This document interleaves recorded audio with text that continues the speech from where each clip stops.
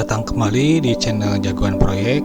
Seperti biasa, kita pembahasan update progres dari pekerjaan underpass Kadu Sirung, Tangerang, Banten untuk di kawasan BSD. Mari kita mulai untuk pembahasannya.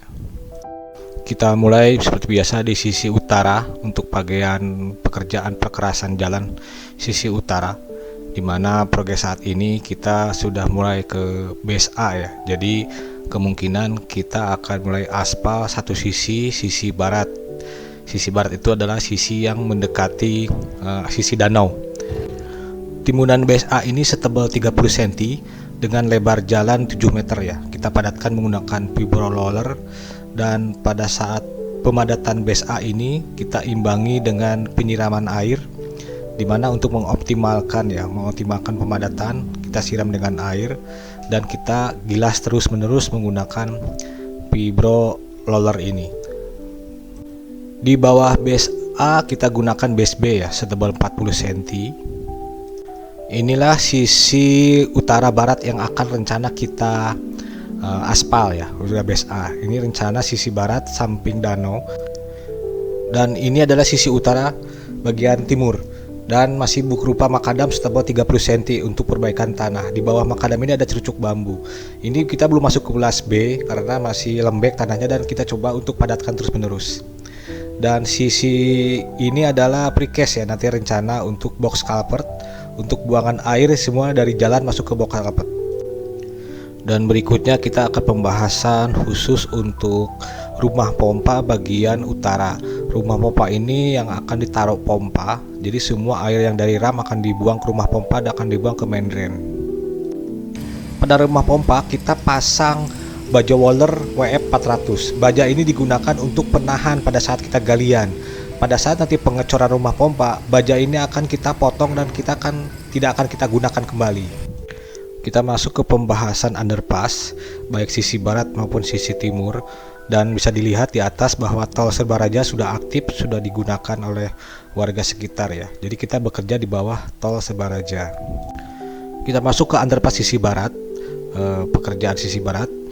Bisa dilihat di sisi timurnya kita sedang pengecoran kanstin, dan kanstin ini sistemnya sistem seat pump atau pengecoran menerus tanpa ada berhenti, dan lebar 25 cm, tinggi 30 cm ya. Dan ini kita ngecor menggunakan plat besi untuk membentuk slit pump ini, dan ada besi stek di mana untuk perkuatan kanstin agar tidak lepas karena beton lama ketemu beton baru ya.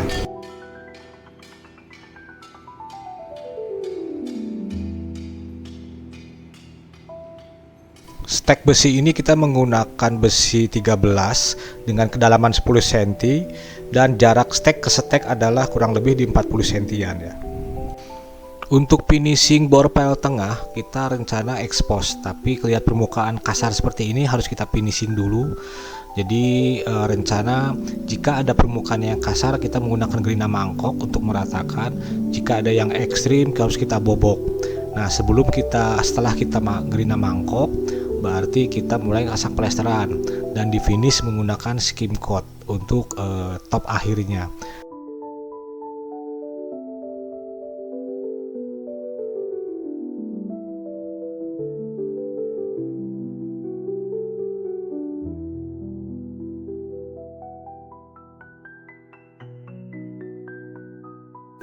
Kita masuk pembahasan ram selatan baik sisi barat maupun sisi timur.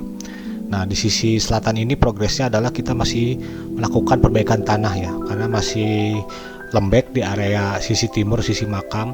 Kita masih menggunakan cerucuk bambu, dan ini adalah sisi timurnya yang sudah BSB dan tebal 40 cm. Nah ini tim mekanik bantu-bantu kita di lapangan. Dan ini ada rumah pompa sisi selatan, progresnya sama. Pompa sisi selatan intinya kita menggunakan baja Waller dan capping beam. Baja seperti yang tadi sampaikan untuk perkuatan pada saat kita melaksanakan metode galian tanah menggunakan baja WF. Ini adalah ram sisi timur, di mana progresnya kita masih perbaikan tanah dan masih cerucuk bambu, dan lokasinya pas banget dengan TPU warga ya. Jadi sehingga kita benar-benar underpass dibangun di samping area warga, dan kita sudah gelar geotekstil juga untuk area perkuatan ini. Dan ini adalah dinding pertahan tanah, kita perlukan menggunakan nanti lining batu kali ya. Nah, ini diperlukan untuk menahan tanah makam TPU warga agar tidak longsor ke area underpass.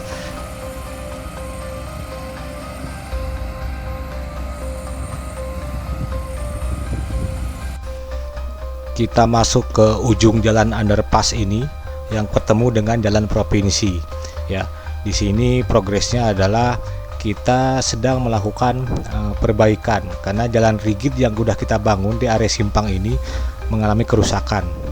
Dan ini adalah jalan provinsi Kadusirung yang akan tersambung ke underpass. Akses warga yang mau masuk ke underpass adalah lewat simpang Kadusirung ini.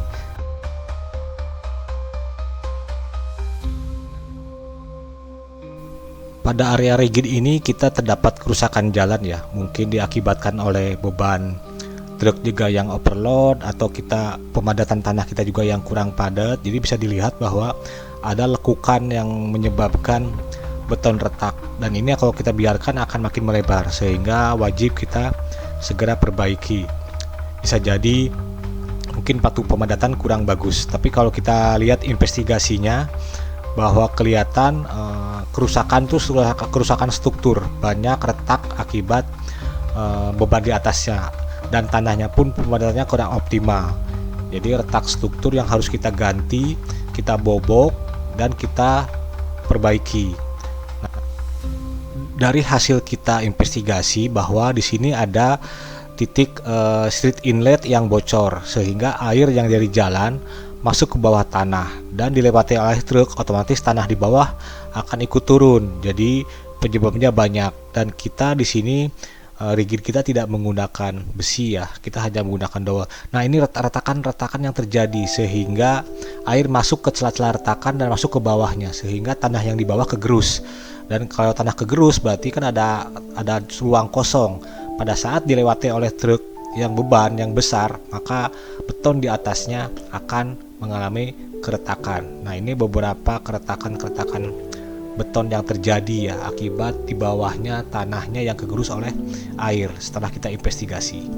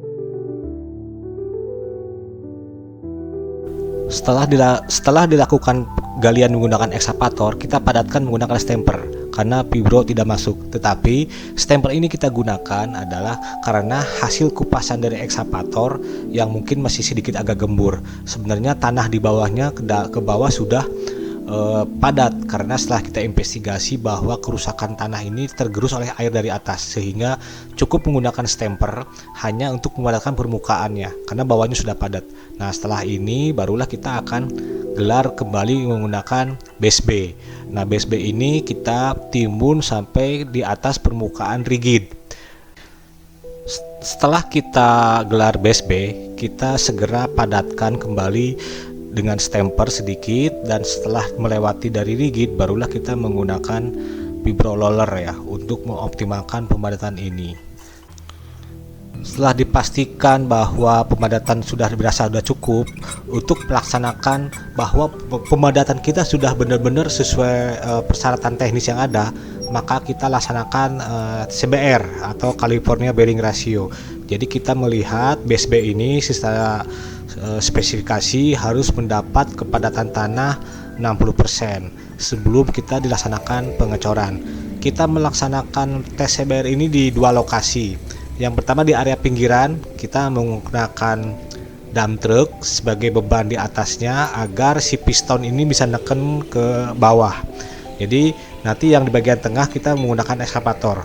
Cuma untuk area pinggiran ini kita menggunakan dump truck sebagai beban ya. Dan pengetesan ini kita laksanakan oleh tim internal quality control kita yang disaksikan oleh pihak owner pada saat pelaksanaan pemadatan atau pengetesan CBR ini.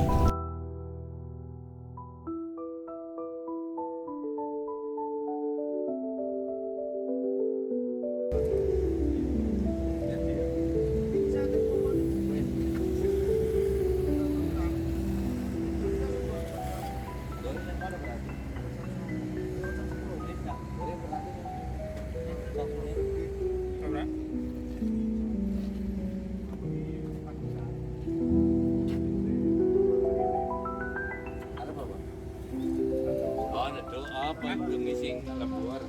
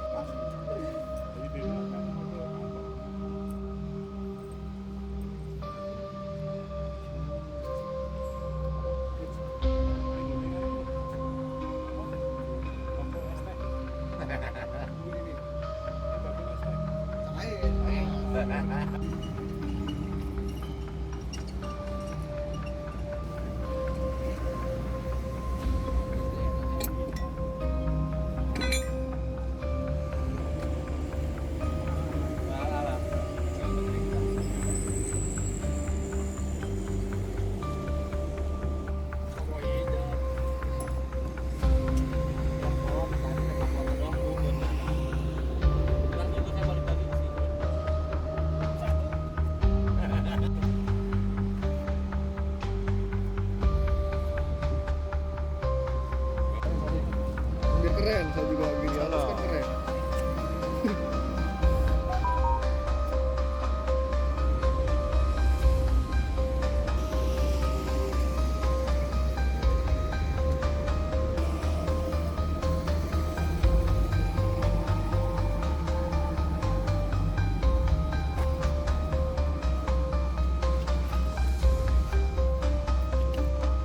Jernih banget, Bos.